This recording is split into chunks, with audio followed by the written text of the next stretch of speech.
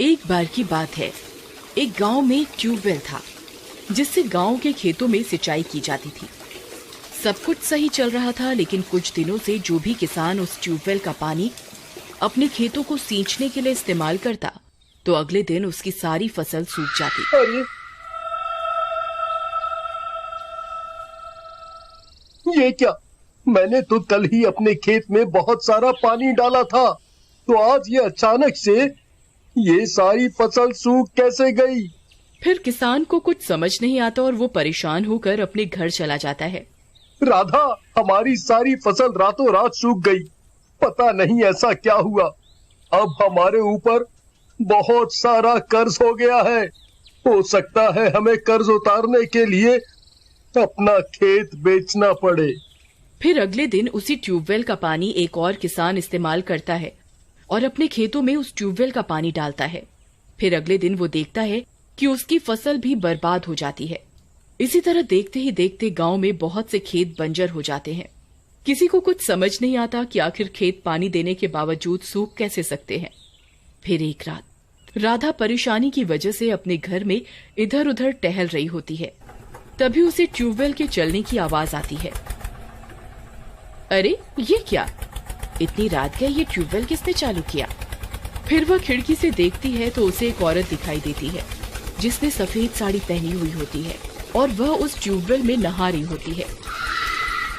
वह उसकी शक्ल नहीं देख पाती।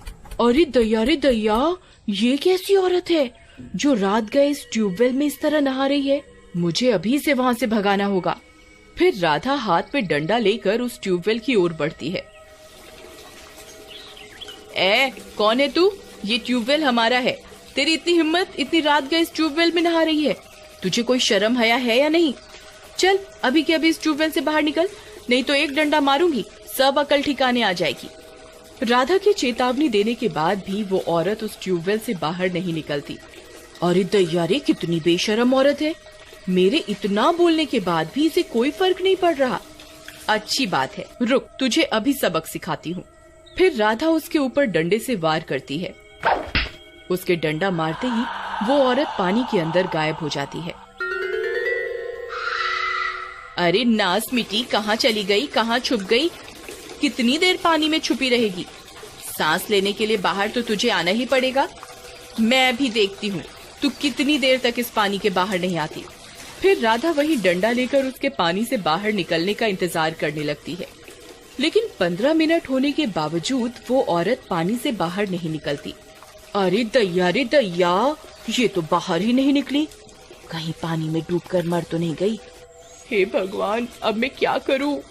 फिर राधा डंडे को पानी के अंदर घुमाना शुरू करती है ताकि उस औरत का पता लग सके। अरे नास मिट्टी, कहाँ गायब हो गई? कहीं तेरे खून के जुर्म में पुलिस मुझे पकड़ कर ना ले जाए।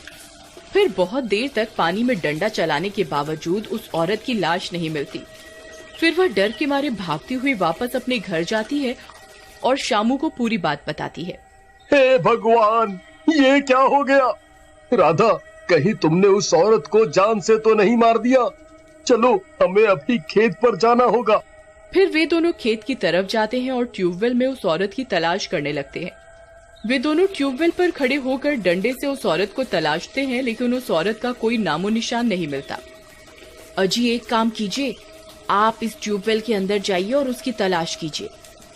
फिर शामू उस ट्यूबवेल के अंदर कूद जाता है और उस औरत को अपने पैरों से ढूंढने लगता है। अजी, ये पैरों से क्या तलाश रहे हो जी? पानी के अंदर जाके क्यों नहीं तलाश करते? फिर शामू पानी के अंदर जाकर उसकी तलाश करता है।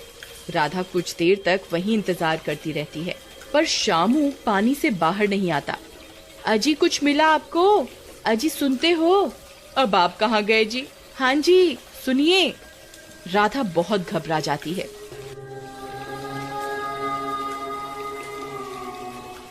हे भगवान, अब ये कहाँ रह गए? अरे मर गई रे, अब तो बहुत देर हो गई। ये इतनी देर बिना सांस लिए कैसे जिंदा रहेंगे? अरे मर गई रे। अजी, सुनते हो? आप कहाँ हो? मुझे अभी किसी को मदद के लिए बुलाना होगा। फिर राधा भागती हुई जाती है और सरपंच का दरवाजा खटखटाती है। अरे सरपंच जी, सुनिए, जल्दी बाहर आइए ना, मैं तो बहुत बड़ी मुसीबत में फंस गई हूँ। अरे क्या हुआ राधा? तुम इतनी घबराई हुई क्यों हो? क्या हुआ?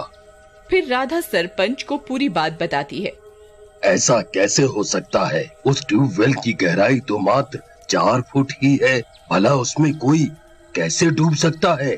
चलो मेरे साथ, मैं अभी देखता हूँ कि आखिर माजरा क्या है। फिर सरपंच अपने साथ कुछ गांव वालों को लेकर ट्यूबवेल की ओर चल देता है और कुछ ही देर में वे सब वहां पहुंच जाते हैं। हरिया, जरा ट्यूबवेल में जाके देखो तो क्या गड़बड़ है।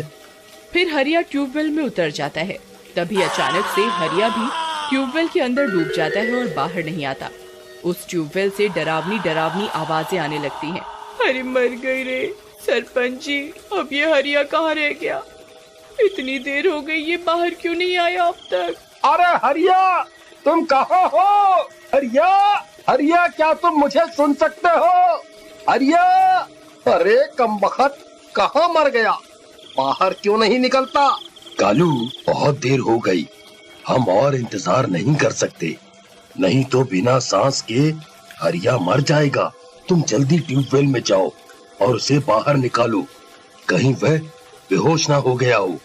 सरपंच जी, रामू को बोल दीजिए ना, मुझे थोड़ा जुकाम हो रहा है और पानी भी ठंडा होगा। रामू, अभी के अभी इस ट्यूबवेल में जाओ और हरिया को बाहर निकालो। ठीक है सरपंच जी, जैसी आपकी आज्ञा। फिर इतना बोलकर रामू भी उस ट्यूबवेल में उतर जाता है। तभी उसे एहसास होता है कि कोई उसका पैर अंदर की ओर खींच रहा है। अरे अरे मर गए रे! कौन है भाई? कौन है जो मुझे अंदर खींच रहा है?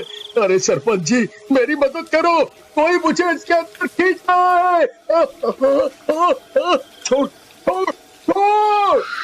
फिर देखते ही देखते रामू भी उस ट्यूबवेल के अंदर डूब जाता है और गायब हो जाता है। वे सब लोग एक दूसरे की शक्ल देखते रह जाते हैं। कालू, जरा देख तो सही, क्या हुआ? क्यों रे बुड्ढे, मुझे बेवकूफ समझा हुआ है क्या, जो मैं मरने के लिए इस ट्यूबवेल के अंदर जाऊंगा? दिखाई नहीं दिया क्या? इसने किस तरह इतने लोगों को हमारी आंखों के सामने निगल लिया। ये ट्यूबवेल पर जरूर किसी चुड़ैल का साया है, तभी इसका पानी खेतों में डालते ही पूरी फसल बर्बाद हो जाती है। अब मैं यहाँ नहीं रुकने वाला, यहाँ जरूर किसी भूत प्रेत का चक्कर है। वे लोग आपस में बातें कर ही रहे होते हैं कि तभी डरावनी डरावनी आवाजें आने लगती हैं। अरे मर गए रे सरपंच जी, आपने ये आवाज सुनी? ये जरूर उसी चुड़ैल की आवाज है जो लोगों को इस ट्यूबवेल के अंदर खींच रही है। अब मैं यहाँ एक पल भी नहीं रुकने वाला। अरे भागो रे भागो, ये ट्यूबवेल तो लोगों को जिंदा ही निकलता जा रहा है। अरे सरपंच जी, आप कहाँ भाग रहे हैं? अरे रुकिए, मेरे पति का क्या होगा? अरे रुकिए ना, आप तो गांव के सरपंच हैं। अगर आप इस तरफ भाग जाएंगे तो गांव की रक्षा कौन करेगा? ये भूत प्रेत का चक्कर है, मैं इसमें कुछ नहीं कर सकता। अरे भागो रे भागो, भागो! हे भगवान, अब मैं क्या करूं? इन्हें कैसे ढूंढूं? फिर राधा उदास होकर वहीं उस ट्यूबवेल के पास बैठ जाती है। तभी एक मनचला वहाँ से गुजरता है। अरे वाह वाह, इतनी रात गए इतनी सुंदर स्त्री यहाँ क्या कर रही है? अजी सुनिए, आप यहाँ इतनी रात में क्या कर रहे हो जी? आपको डर नहीं लगता? और आप इतने उदास क्यों हो? मुझे बताओ, मैं आपकी परेशानी दूर कर देता हूँ। नहीं नहीं, कुछ नहीं, आप जा सकते हैं, मैं ठीक हूँ। अरे ऐसे कैसे? अब तो मैं आपको अपने साथ लेकर ही जाऊंगा। हाँ। फिर इतना बोलकर वह मनचला उसका हाथ पकड़ लेता है और उसके साथ जबरदस्ती करने लगता है। चल चल मेरे साथ, चल। अरे ये मैं किस मुसीबत में फंस गई। अच्छा बाबा ठीक है, मैं तुम्हारे साथ चलती हूँ, लेकिन मेरी चप्पल इस ट्यूबवेल में गिर गई है, जरा वो तो निकाल दो। ले, इतनी सी बात, अभी निकाल देते हैं।